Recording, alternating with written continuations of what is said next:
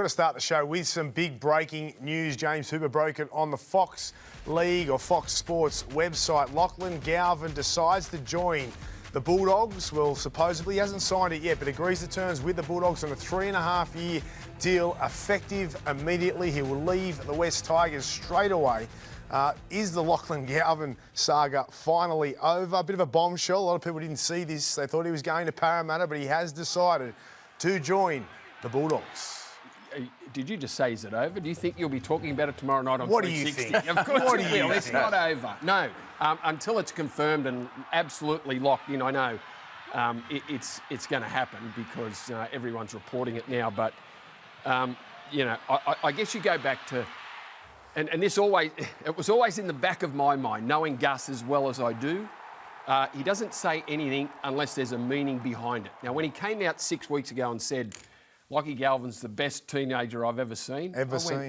Whoa, that's a big statement, yeah. which prompted a fair bit of debate. Mm-hmm. He then said a few weeks later, and I'm just piecing this together now. It wasn't dawning on me when he said these things, but I think I know Gus pretty well. Mm.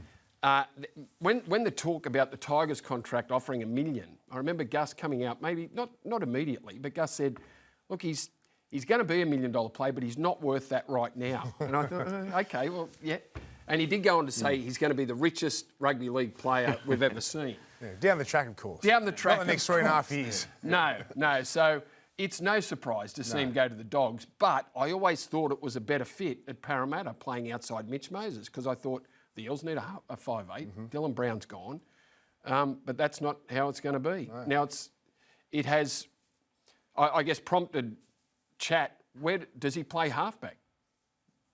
What's Matt Burton? Is Matt Burton playing 6 and he plays 7? Yeah, I love the signing. I think, you know, the Bulldogs have had an opportunity and they've had extreme growth. You know, with Phil Gould coming to the club and what they've done with their pathway systems, it's now started to filter through to their top side, their NRL side, that so much so that we saw them lead the competition, won the first 6 games this year, but played finals more importantly last year. But they've had a real good look in the, you know, deep inside them in the last 18 months to go, OK, how do we get ourselves back to winning premierships?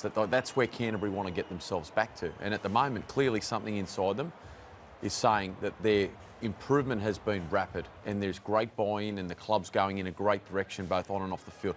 But how do they take that next step to really challenge for a premiership? And people say, well, that's crazy. They're winning they're leading the competition. Well, a couple of performances in the recent weeks have probably unsettled them a little. The one against the Broncos was alarming. They got touched up that night. Their performance in the first half against the big physical Raiders side, they struggled. They had a great second half, but that was a lot on the back of individuals. Guys like Crichton really took the game by the scruff of the neck. Then on Thursday night, in a game that they probably should have won that. Like if you're thinking conditions and the way that Canterbury like to play, they probably should have won that game. They were beaten comfortably against the Dolphins. So there's been a couple of weeks that I think some people at Canterbury have probably gone, we need something. And so now, yes, the talk all becomes, well, where does he fit in? My understanding is they will find room for him. Mm-hmm. My understanding is that we're going to see a reshuffle to the Canterbury side. Now, that might be Stephen Crichton going to fullback. Now, if you remember when Crichton came to the club, there was a lot of talk about him playing fullback. Then all of a sudden on their edges, they started to get pulled apart. So they pushed Crichton to the centre position to really stiffen up that edge. He's done that. He's been elite there. We know he'll play Wednesday night. There is one of the best centres, if not the best in the game. Mm-hmm. But there's talk that he may go to fullback. There's also talk Matt Burton might go. There's talk that Burton might go to centre.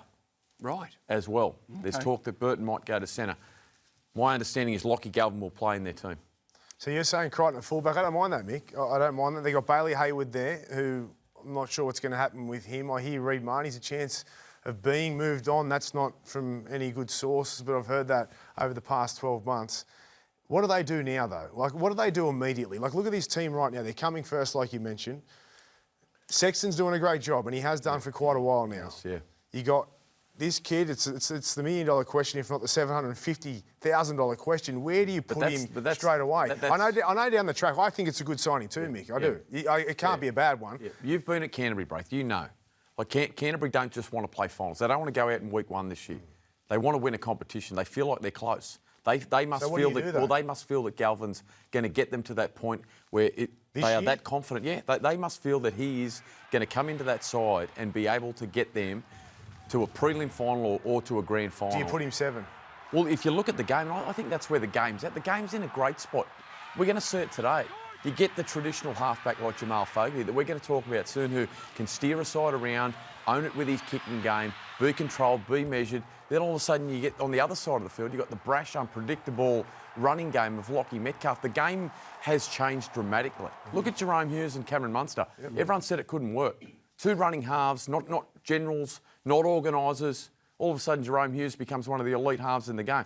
I think... Great point, mate. I just think it works. If we're talking about Dylan Brown having the ability to run Newcastle, if we think he's a smart enough player to get it, wrap his head around what a 7 needs to do, I think Lachlan Galvin fits that bill too, even though he hasn't played in the heart, like as a number 7.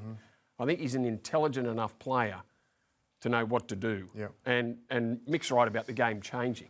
The game has changed. Like we don't, you don't absolutely require a general. Someone that says he's a genuine 7. It suits sides. Because there's well, that's right. That's right. But it's not an absolute lock. Brisbane, Nina Reynolds. Nathan Cleary, he runs Penrith. You've got Mitch Moses, he runs Parramatta. But then you get the other side of it where Melbourne, people talk about them being the heavyweight, and they're 2 completely different styles of halves.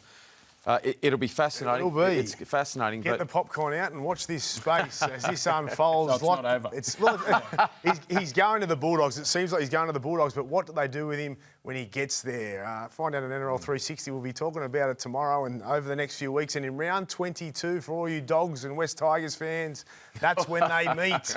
It is live and exclusive right here on Fox League, so I can't wait for that one.